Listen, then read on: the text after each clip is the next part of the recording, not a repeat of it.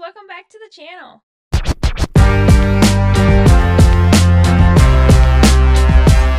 Alright you guys, today on the channel we are going to do some Fab 5 rankings. So we are going to rank my favorite 5 matches in SummerSlam.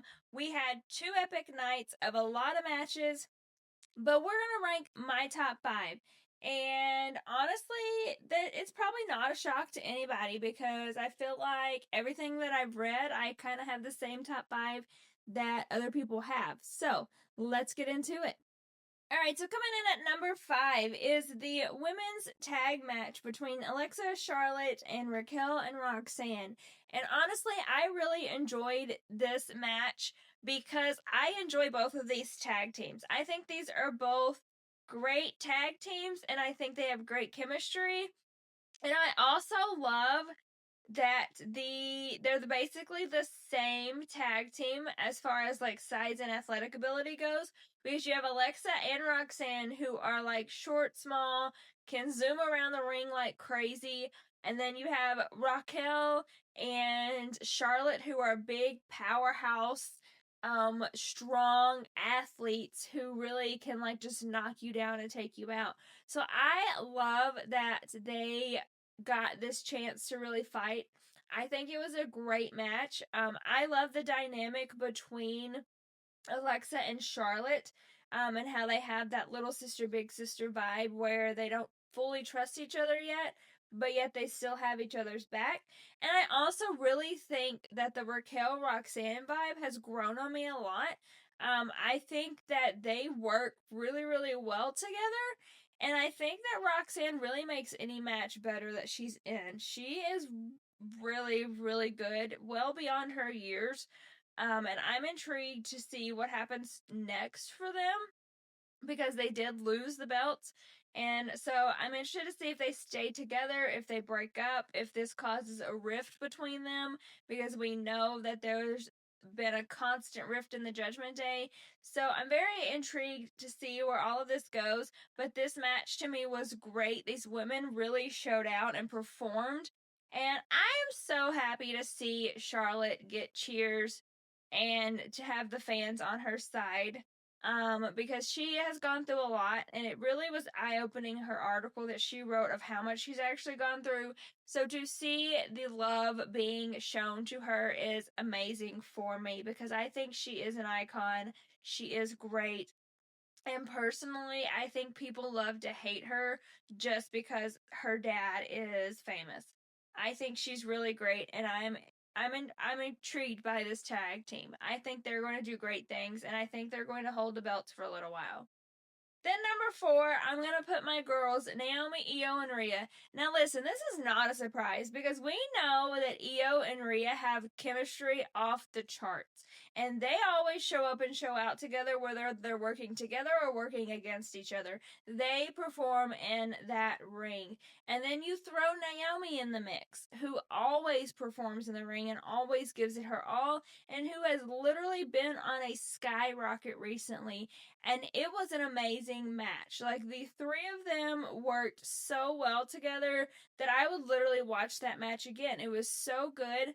I feel like the women's division, just with these 3 alone, is in such great hands. But then we add so many other people in the mix that it's just so strong.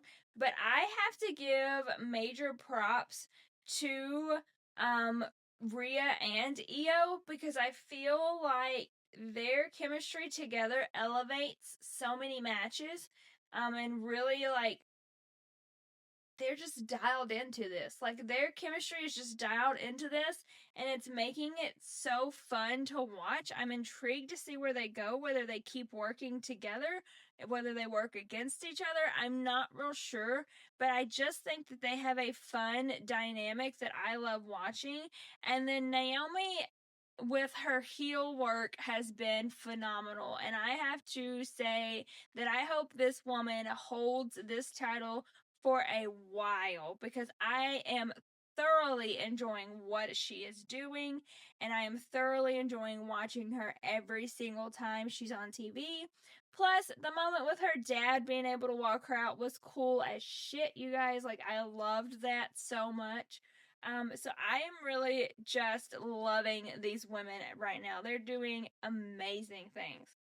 My number 3 match was the TLC ladder match with the tag teams. This one was great. Like, this one took me back to, like, Jeff Hardy, Matt Hardy days, and I loved every moment of it.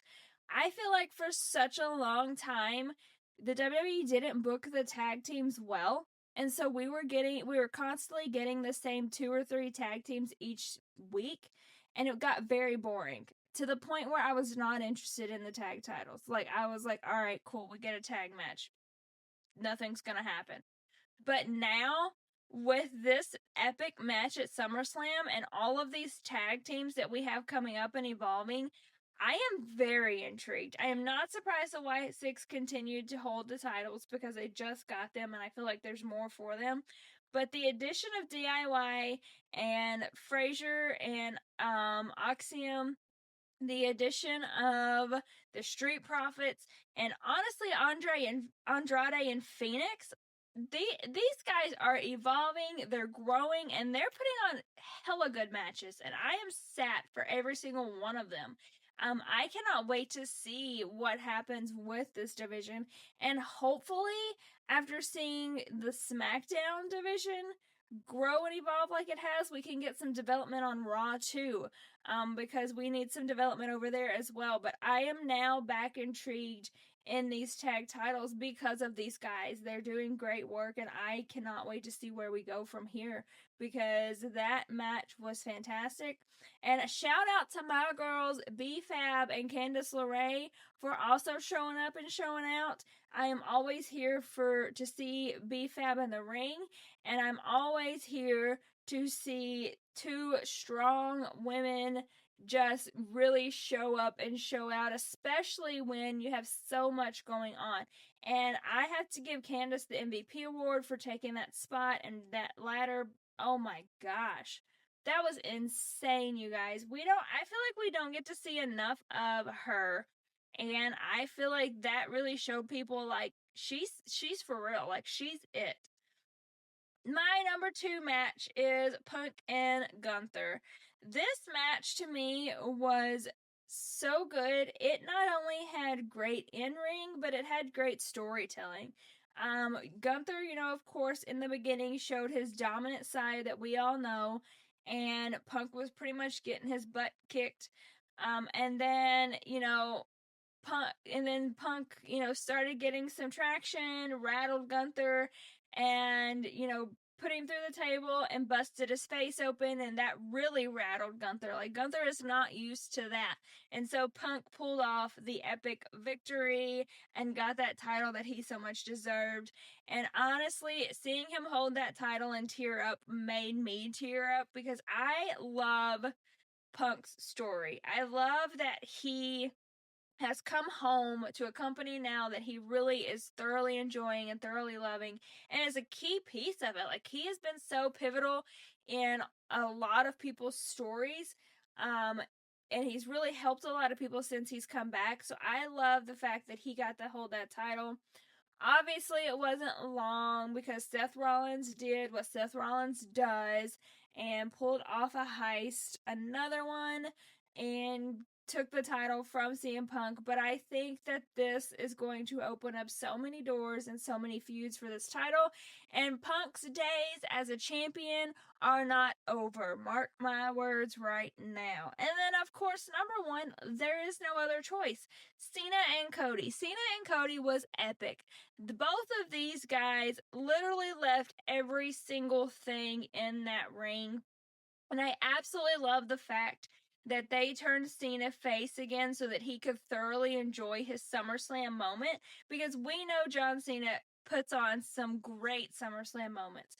And so I absolutely loved that they allowed him to turn face so that he could really soak it in with Cody, with the fans, and with everybody behind him.